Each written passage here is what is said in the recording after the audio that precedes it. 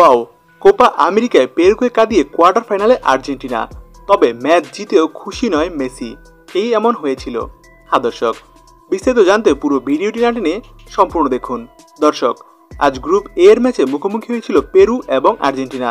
আর আজ নিজেদের গ্রুপ পর্বের শেষ ম্যাচে মাঠে নামেনি মেসি। মাঠের বাইরে থেকে আজকের খেলা পর্যবেক্ষণ করেছেন তিনি।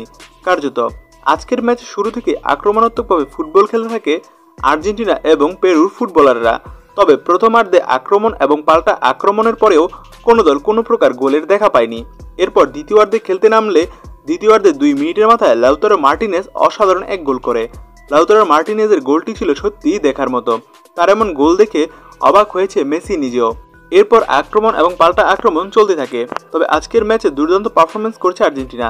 11টি শট করেছে তারা, যার মধ্যে 5টি ছিল অন টার্গেট। আর অন্যদিকে বল পজিশনেও অনেকটা এগিয়ে ছিল তারা। আজকের ম্যাচের 76% বল ছিল আর্জেন্টিনার পায়ে। আর অন্যদিকে ম্যাচ জয়ের পরেও খুশি হতে দেখা যায়নি মেসিকে, কারণ আজকের ম্যাচে উপস্থিত ছিলেন না তাদের বস স্ক্যালোনিকে ছাড়া ম্যাচটা সত্যি উপভোগ করতে পারেনি মেসি। তাই হয়তো তাকে মিস করেই মন খারাপ হয়েছিল তার।